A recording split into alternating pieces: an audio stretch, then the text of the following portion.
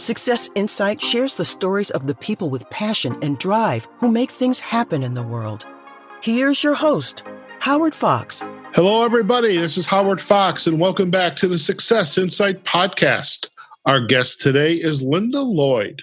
Linda is the author of the historical novel, The Syrian Peddler. Linda retired from the U.S. Department of Health and Human Services, and she and her husband moved from Columbia, Maryland to Austin, Texas.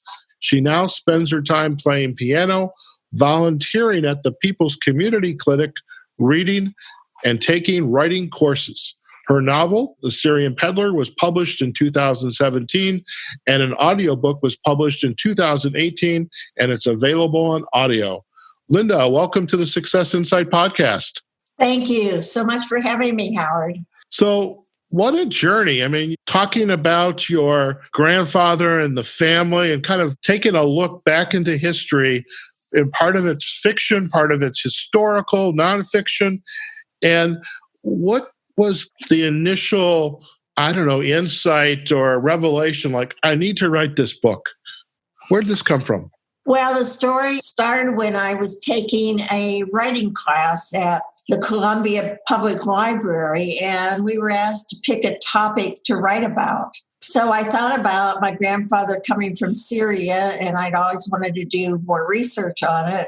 So I started writing, and it turned into a project where my husband and I traveled all over to different places to see where he lived. We went to Ellis Island. We went to the Walcott Hotel in New York City. We just visited all the places that had memories of him. And when you were doing this research, was this over the course of a couple of years? Yes. It started in 2014. And at that time, we were living in Maryland. And then in 2015, we moved to Austin.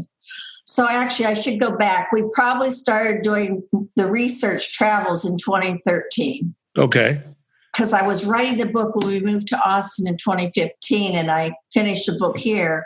But prior to moving here, we had done all of our travels for the research. And as you were conducting the research for the book, I mean, what assistance did you get? Like, we know we have to go to Ellis Island. We need to go to the apartment or the street where he lived and where he had his shop. How did you plan out that kind of itinerary? Our first stop was Ellis Island, and we did find the registry from the ship that he came over on, the USS Neustria. And then there were photos of people. You could see where the different checkpoints were, where the immigrants would go through as they came into Ellis Island. So I had a visual picture of what occurred there, because it's a huge building, and they have a large lunchroom where the immigrants would have a hot lunch or maybe just coffee. I don't know exactly what they serve, but they also had access to a bank, to the telegraph, people meeting them, and you could see the different checkpoints that they had to go through, like to get an eye exam and to answer the essential questions to get them into the country. Like, do you have money? Is somebody meeting you here? Okay. That gave me a picture of what he saw coming into the harbor. And so that's where we started. And then my husband had a health officers meeting in Salt Lake City. So while he was there, I went to the Family History Museum, which is run by the Mormons. During that time, I was able to do some research and get some help from the Family History associates there. So I found some more information on the family. Okay. And tell us a little bit about your grandfather. And during the introduction, you used the term for grandfather. Was it Jiddu or? Yes. The term is Jiddu. Jiddu. That's Arabic for grandfather. Okay. And you can spell it G-I-D-U or G-I-D-O-O. Okay. So different people spell it different ways. We want to give equal time to grandma. What would you call the grandmother? Situ. Situ and Jiddu. Yeah, it would be S-I-T-U or S-I-T-O-O. Okay. What was the compelling reason to come over to America at the turn of the last century? I know Syria was still a part of the Ottoman Empire and on its decline. And what was the compelling reason to emigrate to the United States? At that time, the Ottoman Empire was heavily taxing the Christians in Syria. So to avoid the heavy taxing, many Syrians came to the country and looked forward to starting a life in the New World. Okay. And when they came to Ellis Island, did they have an idea where they wanted to emigrate to within the country?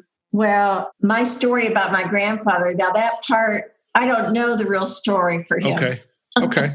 But he had, most of the people who came over knew somebody here who would, quote, sponsor them. Okay. So my grandfather, Sam, came over and did apprentice work with Anthony Abraham. And so Anthony had immigrated from Syria a few years before Sam, and he was a few years older.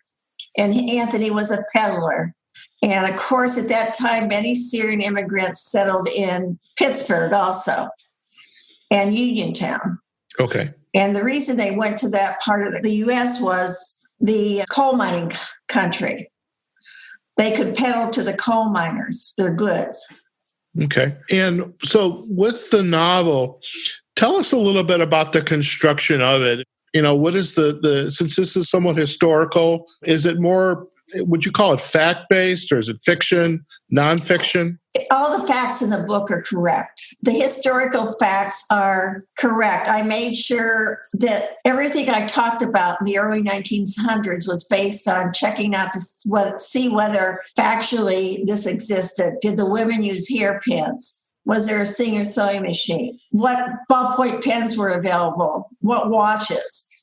Everything he sold, and I checked to make sure that was available in 1905, 6, 7, and on. So I made sure it was factually correct. And then in part 2 is mainly nonfiction, because part 1 is when my grandfather comes over, and he died when I was 16. So I really didn't have the opportunity to put the story together when he was alive. And when I started writing the book, none of my grandfather's children were alive. I had to do research. Okay. And so tell us a little bit about the flow of the book as you're starting to write it. What are some of the highlights that you would like the readers to take away about this journey, coming over here, to starting a new life, starting a very successful business venture as a successful peddler? And tell us a little bit more about that. Well, I think that he had a tremendous desire to succeed in America. And he worked to fulfill those dreams, and he practiced honesty. He was trustful. He was compassionate with his customers, and he wanted to be a success. And he wouldn't send for the love of his life until he managed to make the money that he needed to bring her over and support a family. So he came over here by himself first?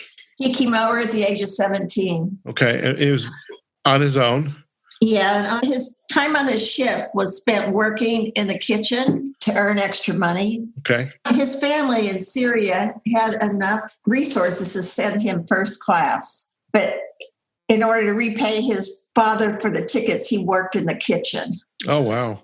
And then he saved money. And on the ship, he met a young woman who's an Irish woman. Mm-hmm. And they had somewhat of a romance. Oh, boy. And that flows into part 2. Okay. And the Irish woman he met is based on my Irish grandmother, who was on my mother's side of the family. Okay. My mother's Irish. Okay. So he had this little, I wouldn't say love affair, but he had a fling. They enjoyed each other. Okay. He's very Syrian. He's true to his culture. Mm-hmm. So he settles in the Syrian town of New Salem, where most of the people are Syrian. Okay. Then he starts his peddling business with Anthony, his friend. So tell us more about the peddling business, the peddler. I mean, in the traditions of the Middle East and of Europe, I'm thinking Fiddler on the Roof and the peddler's cart. Yes. So what were the wares that he was making and selling, and who did he sell them to? Well, it's interesting you ask that question. One of my father's sisters, my Aunt Honey, I used to spend a lot of time with her. And she would tell stories of how she helped her father, my grandfather, pedal as a young girl. And he would have a cart, or he would put stuff on his back and she would carry things. And they would go through the town and they would go up to the coal mining towns. They called them patch towns. Okay. And he would sell housewares, sewing supplies, needles, thread, fabric, patterns, men's undershirts for the coal miners, heavy boots. And those were some of the items he sold. And eventually he opened his own dry goods store. Okay. So that was his goal, to eventually make enough money and have enough customers where they could come to the store and shop also. And was the dry goods store in Salem as well, or is that another location? No, he opened that in Masontown, Pennsylvania, which was probably 20 miles from New Salem. Okay. And how long did it take him to raise enough money to bring others over to the U.S.? Well, he brought his wife, Zawi, over in 1907, 2 years later. Okay. He worked for Anthony, and then he made enough money on his own peddling where he could open his own store. Okay. And that was the store that was in Masontown. Right. And the Anthony store was in New Salem. Gotcha. Interesting fact about that time is in Uniontown, Pennsylvania, in the early 1900s, they had the highest number of millionaires in the country because it was the men who lived in Uniontown owned the coal mines. Oh, okay. So the money came from coal mining. And so a lot of the men then would come in to shop at my dad's store, my grandfather's store. I spent time at his store from the time I was in kindergarten. Well, I lived in the same town he did when I was in kindergarten. Okay. From then on, I would spend time at the store visiting, and in the summers, I would stay with them for a while. Okay. So I got to know the store pretty well. That's actually kind of amazing, growing up and your grandfather had a dry goods store and you get to work in it. I had family whose parents had pharmacies, and it was always a treat when my parents would take us to those pharmacies. It was like a kid in a candy store. I know. I would go in, and I didn't really work at it, but I could pick out a pair of shoes and help my grandmother in the kitchen because the store was right in front of the kitchen. I do want to talk about the kitchen because I remember when you and I first chatted, as I probably shared, and if I didn't, I'm remiss, but I think I did.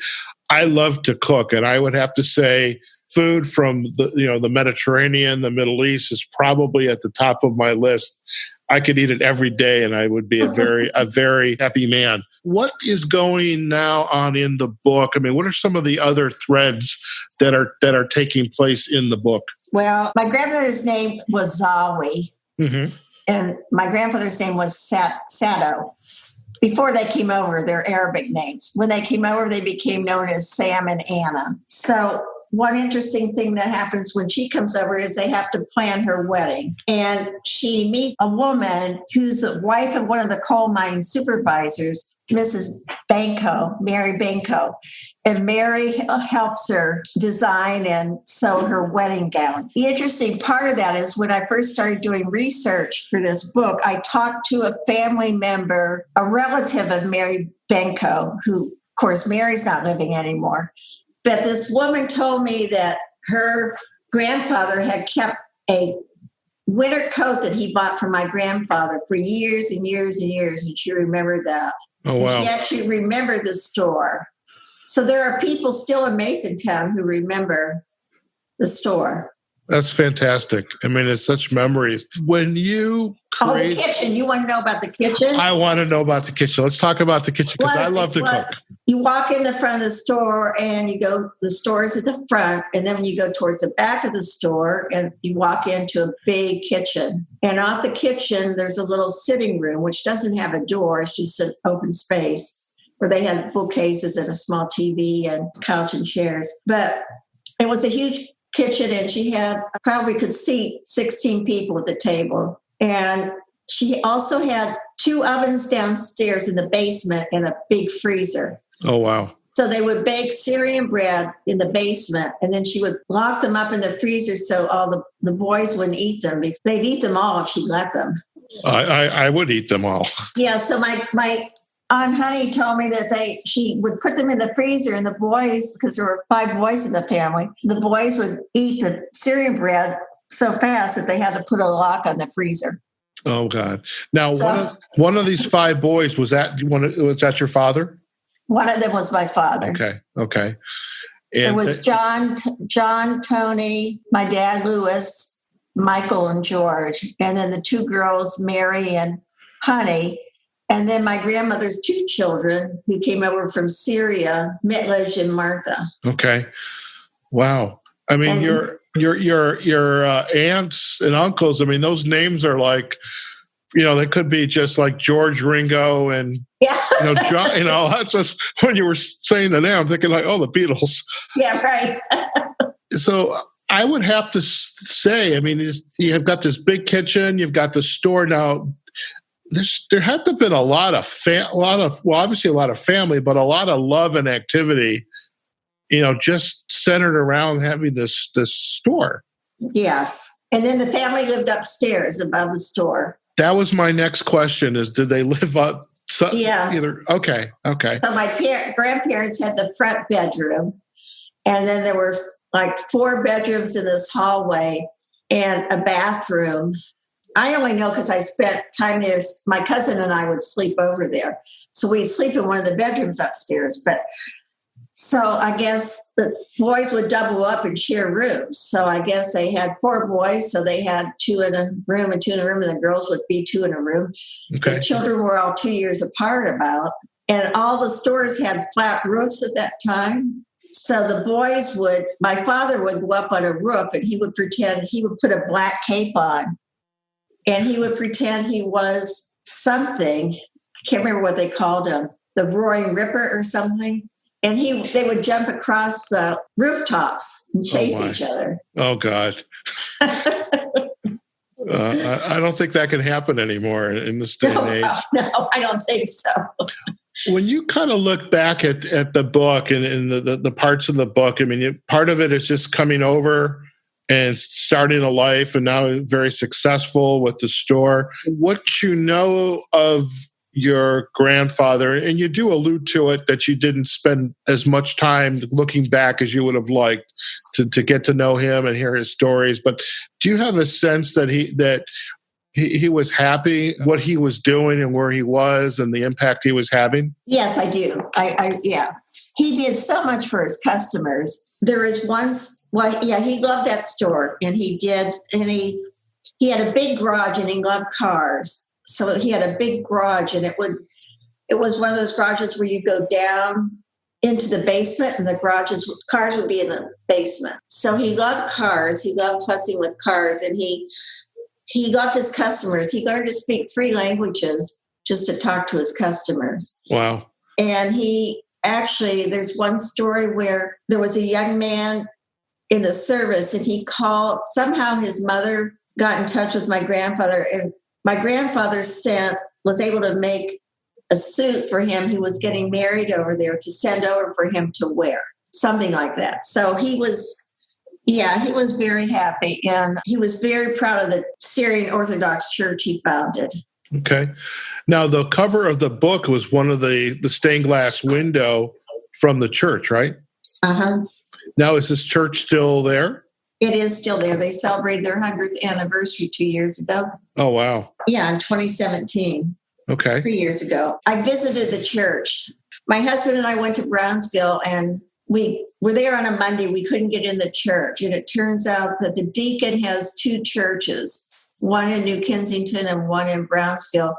So his home is New Kensington, and he only comes there for one Sunday service a week to Brownsville. It's a small parish. Mm-hmm. We couldn't get in, and I knew my family had a window there with a name on it. Okay. My grandfather had donated the window. So we managed to I managed to find a photographer in Brownsville who met the deacon there one Sunday, and Wilbur took pictures of the window for me and sent them to me. And that's how I got the photos of the window. Very nice.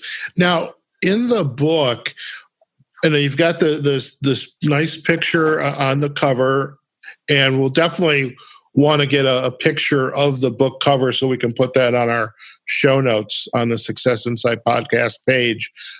Do you have other pictures in the book of the store, the towns, or some family heirloom style images that would that you're using to kind of communicate the story to your reader? I do have on page 150, there's a picture of a photo of the store. Okay. So you got a couple. That's good. And then I have a photo of the family in 1921 with all the children except the youngest boy, George. He wasn't born then. And then I have a picture of 1930 with all the children there. And then I have a picture in 1958 with all the children and my grandfather, and that was the year he died. Oh, wow. Okay.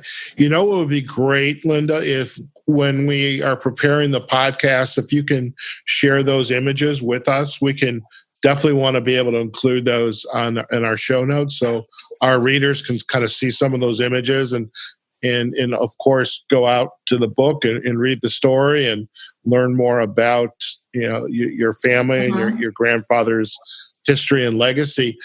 I was reading one of the reviews on Amazon, and there was this hope that you're going to write a second book. Is there another book in you to continue the story? I am. I'm writing it right now. It's based on my grandmother's story. Okay. It's based on the same story, but from my grandmother's point of view. Okay. Very good. My grandmother plays a pretty silent partner in the first book. Yeah. And so this is written, her telling her about her experiences and how she felt. And the biggest problem she had with my grandfather was that she had been married and widowed in Syria and had 2 babies there. Okay. And she came over without them, thinking that she could bring them over. And it took my grandfather a long time before he brought them over. Okay. I mean, he opened the store, he started a church, he opened the store, and finally he was able to bring them over. And I think she was very frustrated that they were 14 and 16 when they came over. Okay. And nobody in my family knows who she was married to or what the story was. Right. Okay. And I mean, even Aunt my 2 cousins, who are Martha's children, said Martha would never talk about it. Maybe she didn't know because she was a baby. There's a mystery there. There's a mystery. I find it's interesting. There's so many immigrants coming over into the United States at the turn of the last century from Europe, Russia, Eastern Europe, and the Middle East. And it's an amazing, to me, it's like chicken soup. I mean, chicken soup is just putting a lot of things together and you make this wonderful meal out of it. And it's a melting pot. There's the perfect analogy. That's why it was truly a melting pot of different people and cultures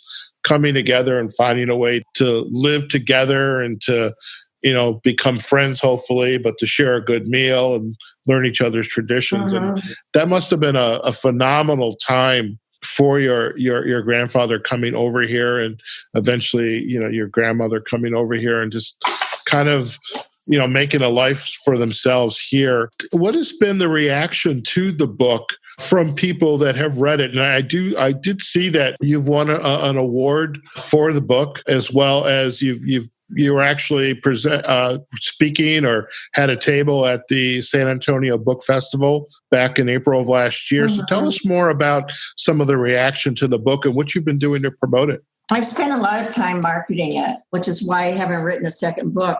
I'm spending 2 years marketing this book. What I did is I made sure that the libraries I could get it in throughout the country. So it's in my hometown library. One of my sisters put it in the Huntington, Vermont library. It's in Avon, Connecticut library, Farmington, Connecticut library, Austin Public Library. So I've tried to make it accessible that way. I also have it consigned in 4 bookstores in Austin. And then I have it on Amazon. And then it's just mainly by word of mouth. I let my friends know on Facebook. my college alumni magazine ran a blurb about the book. Sure. And I had a friend call me that they bought it. They read it in that magazine. So tell us about the book festival. My hometown newspaper wrote an article about it. That's great. So tell us about the book festival. I belong to the Austin Writers League. So every year they select a certain number of local authors to take their books to the festival. So I was fortunate to have a slot at the table this past year. Okay. So I went, and you have like an hour and a half, I think. You can sit at the table and people come by and you can talk to them about your book and explain it. And then they have an opportunity to buy your book. Okay. I really enjoyed that. All right. So I have to ask too, it's again, kind of going back into earlier discussion about the kitchen. Are there any food recipes described, or do you have something in the book, because that alone would make me want to read the book. I mean, if there was like a recipe in it, I should have put more recipes in it. I only put one. Okay, that's good. Well, you can put more in the next book. It was for maluf. What is that? The Syrian cabbage rolls. Oh, malfuf. No, now, do you know how to make those? Yeah, I make those. My grandmother was famous for making kibbe. And her Syrian bread, of course, was the best. Oh, God, yeah. And lentils. And, of course, a malfuf, which is cabbage rolls. Sounds good. Well, definitely in book number 2, get those ready. Get those ready. So, Linda, if our readers would like to learn more about you and your work and the books, where are the best places for them to go? I have a WordPress website which talks about the book. I have Instagram. I have an Amazon site. Okay. And you're on LinkedIn as well. And we'll provide our links for you to the WordPress site, for the Syrian Peddler. We'll provide the links back to Instagram and LinkedIn, and we'll also provide the links back to Amazon as well. And on Amazon, to our listeners, you can get the Kindle version, the paperback version, but what's really special is there's an audio version.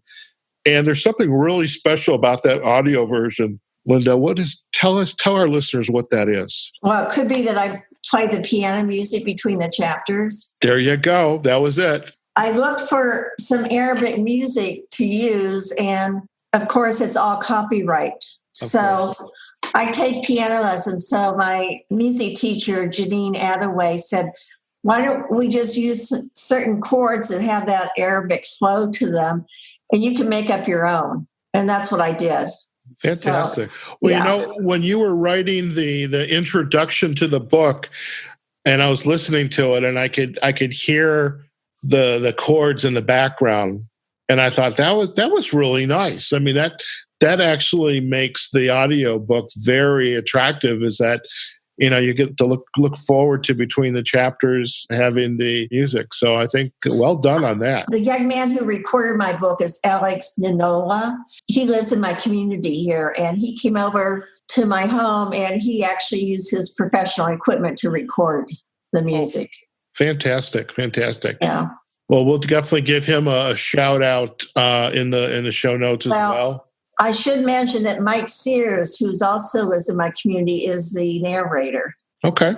They did a great job. And it was their first audio book for both of them. Fantastic. Well, if they have websites or a site that they direct people to for their work, we're happy to put the show that in the show notes. And so we'll give them credit as well. So okay, that would be great. Thank you. My pleasure. So, Linda, we are looking forward to your continued success with the book, The Syrian Peddler. And with, now that book 1 is complete, you've been out there marketing it. You got your friends and family getting copies out there as well. And we're looking forward to book 2. And in the meantime, thank you so much for joining us on the Success Insight podcast. It's been a pleasure to chat with you today about, the Syrian Peddler and learn more about your grandfather and your family. Could I just thank 2 more people? You can thank whoever you want.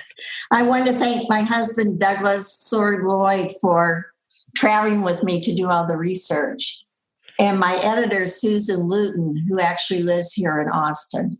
Okay. Now, your husband, he went because he wanted to go with you. He didn't go with you because he had to. He wanted to go with you. No, he wanted to go. I mean, we traveled everywhere. We even stopped at the Coal Mining Heritage Center in the Penn State campus in Fayette County. There's a Coal Mining Heritage Center. Okay. And we talked to a woman there who does the archives. Okay. And I picked up a lot of good information about the coal mining era. Gotcha. And I had like about 8 books I read to use as references. And those are in the book too. Fantastic. And now your editor, is this her full-time profession? Is editing books? Well, she's also an author. Okay. She's an author and an editor. Okay. Well, send us her website link as well, and the spelling of her name, and we'll provide backlinks to that as well. So we'll make it one big happy family, everybody that supported you on this journey. I will. So, Linda, thank you again for taking the time. Yeah, it's been a pleasure, and I look forward to hearing what our listeners think about the book, The Syrian Peddler, and just your continued journey as an award-winning and accomplished writer. So, novel number 2 is on its way. Thank you, Howard. Thank you so much for having me. All right, folks, we've just been chatting with Linda Lloyd, author of the historical novel, The Syrian Peddler. The book is available on Amazon, and do go out and pick yourself up a copy. And if you're into audiobooks, the music between the chapters is really what attracts me, because that, besides having somebody narrate the book on a long journey, I love the fact that the space between the chapters is filled with some wonderful music. And do go out to Linda's websites, thesyrianpeddler.wordpress.com, and we'll provide links back to that, LinkedIn and Instagram, as well as to the Amazon page. So, folks, if you enjoyed our podcast, please do comment on the podcast itself that we've just recorded with Linda, or send us a message about any of our other podcasts, or if you're interested in podcasting with us, we're available on successinsightpodcast.com. We're on LinkedIn, Facebook, Twitter, Instagram, Pinterest, YouTube, all Success Insight Podcasts. So do check us out. So, folks, wherever you are, whatever you're doing, go out there and have a phenomenal day. And we'll see you on the next episode of the Success Insight Podcast. Take care now. Success Insight is a production of Fox Coaching and First Story Strategies. Find us online, successinsightpodcast.com.